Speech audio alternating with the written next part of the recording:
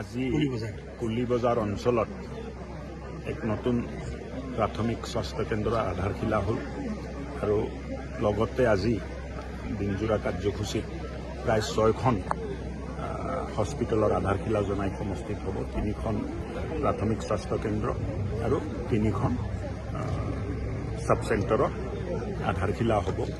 অসমত মাননীয় মুখ্যমন্ত্ৰী ডক্টৰ হিমন্ত বিশ্ব শৰ্মা ডাঙৰীয়াৰ নেতৃত্বত বৰ্তমান চলিত অৱস্থাত থকা 14খন মেডিকেল কলেজৰ পৰা প্ৰত্যেক বছৰ আমি 1700-1800 MBBS ডক্টৰ পাই আছোঁ।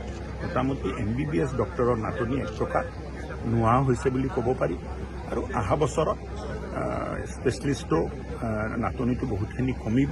গোটেই সমাজক স্বাস্থ্যৱান কৰি ৰখা এই দায়িত্ব স্বাস্থ্য বিভাগৰ আছে। চিকিৎসাৰ উপৰিও মানুহ আৰু পৰিয়াল কেনেকৈ স্বাস্থ্যৱান হৈ থাকে তাৰ ওপৰত স্বাস্থ্য বিভাগে কাম কৰি আছে।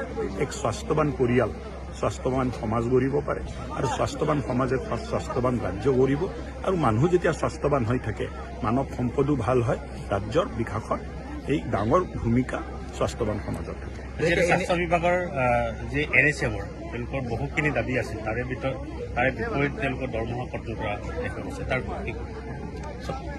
স্বাস্থ্য বিভাগ এক জৰুৰীকালীন সেৱা আমি সমাজক আগবঢ়াওঁ। এম্বুলেন্স হঠাৎ বন্ধ হোৱাটো এইটো উচিত নহয় আৰু NHMেও যি দাবী আছে আলোচনাৰ মাধ্যমত আমি কথা পাতি মীমাংসা কৰি আছোঁ। এই বহুখিনি তেখেতসকলৰ দাবী আমি মানিছোঁ আৰু অহা দিনবোৰত বাকীখিনি দাবীৰ ওপৰতো আলোচনা কৰি কেনেকৈ তেখেতসকলকো সমাজৰ লগত বিভাগৰ লগত আগুৱাই লৈ যাব পাৰি তাৰ চিন্তা বিভাগৰ আছে। বিশেষকৈ দুলীয়াজানত অনুষ্ঠিত গোৰ্খা ছাত্ৰ সন্থাৰ অধিৱেশনত মহোদয়ে গোৰ্খাসকলক নেপালৰ লগত ৰুটি বেটিৰ সম্পৰ্কৰ কথাটো সামাজিক মাধ্যমত বহুতভাৱে প্ৰচাৰ হৈ আছে, কি ক'ব? এই কথাটো মানুহে হয়তো বুজা নাই বা কোনোবাই অপপ্ৰচাৰত মিলিত হৈছে। মই কৈছোঁ যে গোৰ্খাসকল কোনোদিন বিদেশী হ'ব নোৱাৰে। গোৰ্খাসকল ভাৰতৰ লগত ওতঃপ্ৰোতভাৱে জড়িত আৰু নেপালত থকা মানুহৰ লগতো আমাৰ সম্পৰ্ক আছে। তাৰ ছোৱালী ইয়াত আহে, বিয়া হয়, আমাৰ ছোৱালী তাত বিয়া হৈ যায়।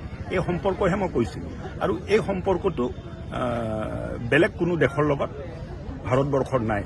গোৰ্খাসকল কোনোদিন বিদেশী হ'ব নোৱাৰে। তেখেতসকল সদায় স্বদেশী আৰু এইকাৰণে অসম চৰকাৰে সিদ্ধান্ত লয় যিমান ডিভোটাৰ গোৰ্খা মানুহৰ লগত লাগি আছিল একে সিদ্ধান্তত সেইটো কৰ্তব্য।